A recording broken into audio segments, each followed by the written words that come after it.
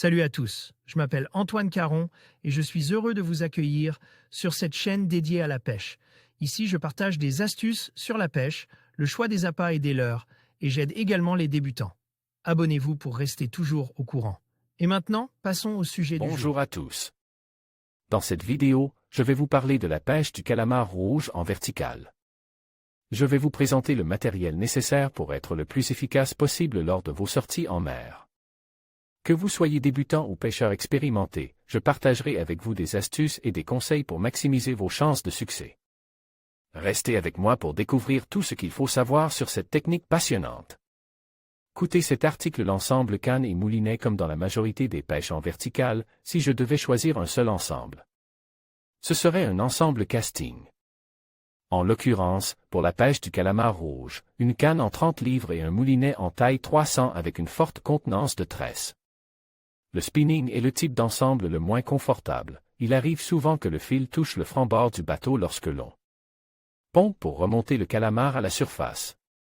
En casting, lors de soirées prolongées, il est même possible de poser la canne sur le bateau pour éviter d'avoir à encaisser le poids de la cage et du calamar sur plus de 100 mètres de hauteur d'eau.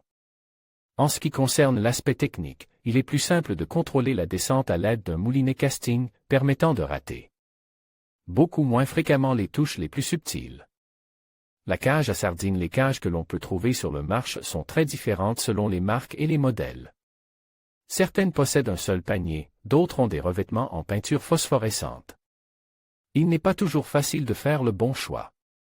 De manière générale, les paniers dont les griffes sont courtes sont les plus efficaces. Certaines cages ont même des ardillons, permettant de décrocher moins fréquemment les calamars mal piqués. La peinture phosphorescente n'est pas obligatoire, mais elle ajoute un petit plus qui peut parfois faire la différence si l'activité est faible.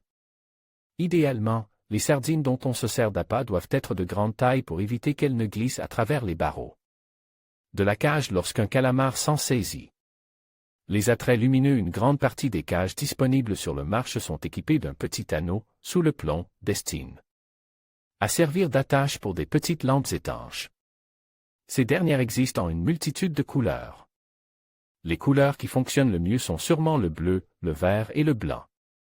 La longueur d'onde de cette lumière disparaît bien plus profondément que le rouge ou l'orange, inefficace à partir de 30 ou 40 mètres.